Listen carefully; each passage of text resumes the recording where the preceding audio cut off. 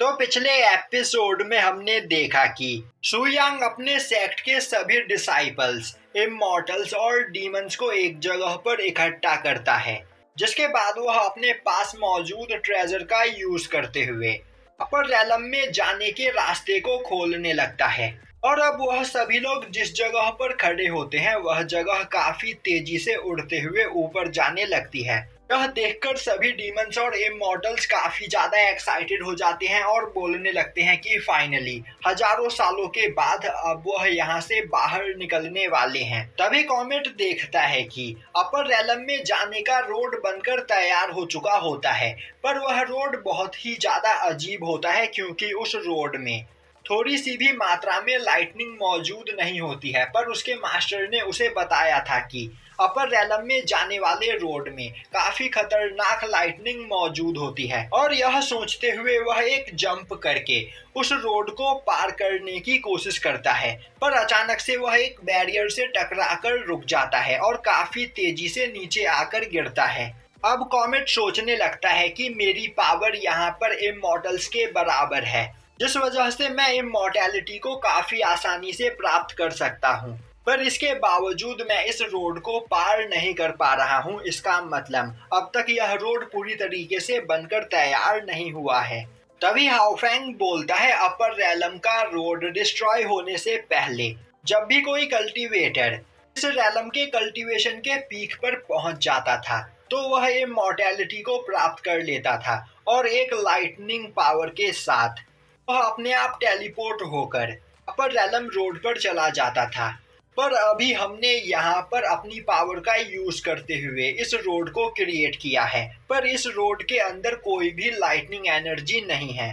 तो अब हमें इस अपर रेलम रोड को एक्टिवेट करने के लिए एक स्टार मैप चाहिए, जिस स्टार मैप से हम इस रोड में लाइटनिंग प्रोवाइड करवा सके, जिससे हम इस रोड को पार कर पाएंगे। तभी सुयांग बोलता है, तो ब्रदर मुझे अपना स्टार मैप दे दो। अब यह सुनकर हाओफैंग परेशान हो जाता है और बोलने लगता है कि मास्टर ने मुझे जल्दबाजी में यहाँ पर भेजा था, जिस वजह से मैं अपर रेलम में ही अपना स्टार मैप भूल गया।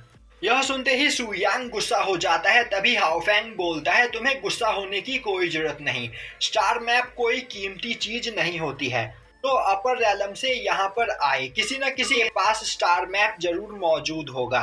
और अब वह चिल्लाते हुए बोलता है, अगर तुम में से किसी के भी पास स्टार मैप है तो उसे लेकर मेरे पास आओ। पर वहाँ पर किसी के भी पास स्टार मैप नहीं होता है। यह सुनते ही हाओफैंग गुस्से में बोलता है, बेवकूफो, आखिर तुम इतनी कीमती चीज अपने साथ लाना कैसे भूल सकते हो? मैं तुम सभी लोगों को जान से मार दूंगा।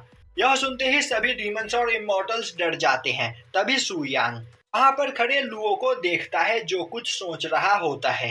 अब सुयांग लुओ को आवाज लगाता है। तभी लुओ बोलता है, मास्टर मेरे पास भी स्टार मैप नहीं है। तभी सुयांग बोलता है, मैं तुम्हें 3 दिन का टाइम देता हूँ, जल्द से जल्द मेरे पास स्टार मैप ढूंढ कर लेकर आओ। यह सुनते ही लुओ काफी ज्यादा परेशान हो जाता है और वहां से चला जाता है। अब दिखाया जाता है कि सुयांग अपने हॉल में लिंसू के साथ बैठा हुआ होता है। तभी लुओ उस जगह पर पहुंचता है। अब लिंसू उसे देखते ही बोलती है, आखिर तुम यहाँ पर क्या कर रहे हो? तुम्हें तो मास्टर ने स्टार मैप को ढूंढने के लिए भेजा था। सुयांग बोलता है, लुओ के पास स्टार्टिंग से ही स्टार मैप मौजूद था। यह सुनते ही लिंसू बोलती है, अगर तुम्हारे पास स्टार मैप पहले से ही मौजूद था तो जब आखिर मास्टर ने पहले तुमसे स्टार मैप मांगा था तब तुमने मास्टर को स्टार मैप क्यों नहीं दिया? तभी लुओ बोलता है, मैं डीमंस और इवल कल्टीवेटर्स को अपना स्टार मैप नहीं दिखाना चाहता था। और यह बोलते हुए वह अपने स्टार मैप को बाहर निकालता है। अब लिंसू उसके स्टार मैप को देखते हुए बोलती है, तो यह है अपर रेलम, पर यह तो हमारे वर्ल्ड से भी छोटा है। तभी सुयांग बोलता है, यह स्टार मैप लुओ के होम टाउन का है। यह सुनकर लिंसू हैरान हो जाती है और बोलती है, पर लुओ तो अपर रेलम का एक इमॉर्टल है ना? तभी लुओ बोलता है, मास्टर आखिर यह बात आपको कैसे पता चली? सुयांग बोलता है, जिस तरह तुम अपर रेलम रोड को देख रहे थे, मैं तुम्हें देखकर समझ गया था कि तुम्हारे लिए कुछ बहुत ही ज्यादा इम्पोर्टेंट चीज अपर रेलम में तुम्हारा इंतजार कर रही है। यह सुनते ही लुओ बोलने लगता है, मास्टर आप सच में एक जीनियस हो, पर इस स्टार मैप का यूज करके हम बस अपर रैलम में मेरे होम टाउन तक ही पहुंच सकते हैं। तभी लिंसू बोलती है, लुओसियान आखिर तुम्हारे दिमाग में चल क्या रहा है? तुमने दिन में अपने होम टाउन का स्टार मैप हमें नहीं दिया और अब रात में तुम इस स्टार मैप को लेकर हमारे सामने आए हो। कहीं तुम इस स्टार मैप का यूज करके हम सभी को छोड़कर भागकर अपर रैलम में अकेले तो नहीं जाना चाहते हो? तभी लुओ बोलता है, सिस्टर लिंसू अब तक आपने मुझे पहचाना ही नहीं है, पर मैं चाहता तो आप लोगों को भी अपने होम टाउन का स्टार मैप नहीं दिखाता, पर अब मैं टियान सेक्ट का डिसाइपल बन चुका हूँ, जिस वजह से मैं मास्टर सुयांग को यह स्टार मैप देने के लिए आया हूँ। और मैं कभी नहीं चाहता था कि किसी को भी मेरे होम टाउन के बारे में पता चले, पर मैंने आपको और मास्टर सू को अपने होम टाउन का मैप दिखाया। यह सुनकर सुयांग काफी ज्यादा खुश होता है और बोलता है, लुओ मैं आज तुमसे बहुत ही ज्यादा खुश हूँ, तो मांगो तुम्हें यहाँ पर क्या गिफ्ट चाहिए। अब यह सुनते ही लुओ खुश हो जाता है और बोलता है, मुझे 1 मिनट सोचने का मौका दीजिए मास्टर। मैं जानता हूँ कि अगर मैं अभी आपसे मांगू तो आप मुझे जिसेंग में मौजूद सभी कीमती ट्रेजर्स दे सकते हैं, पर आपने खुद सामने से मुझे गिफ्ट देने के बारे में पूछा है, इसीलिए मैं चाहता हूँ कि अपर रैलम में पहुँचने के बाद आप मुझे अपनी पसंद के 2 स्वॉर्ड गिफ्ट करें। मुझे बस आपसे यही चाहिए। सुयांग बोलता है, ठीक है, हम इसके बारे में बाद में बात करेंगे। अब हमें लुओ का होम टाउन दिखाया जाता है, जहाँ पर एक जगह पर बैठकर कई सारे लोग कल्टीवेशन करते हुए लाइटनिंग एनर्जी को अपने अंदर एब्जॉर्ब करने की कोशिश कर रहे होते हैं। वहीं पर लगातार आसमान से काफी खतरनाक लाइटनिंग उनके ऊपर गिर रही होती है। अब एक पर्सन अपने सभी साथियों को वहां पर थोड़ी और देर तक होल्ड करने के लिए बोलता है। तभी एक बहुत ही ज्यादा पावरफुल लाइटनिंग अटैक उसके सभी साथियों को वहां पर घायल कर देता है। अब वह पर्सन अकेला उस जगह पर बचा हुआ होता है। वहीं पर वह बोल रहा होता है कि हजारों साल बीत गए, पर हमारे रैलम से आज तक कोई भी अपर रैलम में नहीं जा पाया, पर आज मैं इन सभी लाइटनिंग का सामना करके अपर रैलम में जरूर पहुंचूंगा। और यह बोलते हुए वह अपनी पूरी पावर को रिलीज करता है, पर तभी अचानक से उसके ऊपर मौजूद सभी लाइटनिंग गायब हो जाती है और अब वह पर्सन आसमान में उड़ रहे एक फ्लाइंग शिप को देखता है। वहीं फ्लाइंग शिप के ऊपर खड़ा सुयांग उन सभी लाइटनिंग एनर्जी को अपने अंदर एब्जॉर्ब कर रहा होता है। अब सुयांग आसमान में मौजूद सभी लाइटनिंग को एब्जॉर्ब करके उसे थंडर स्टोन में बदल देता है।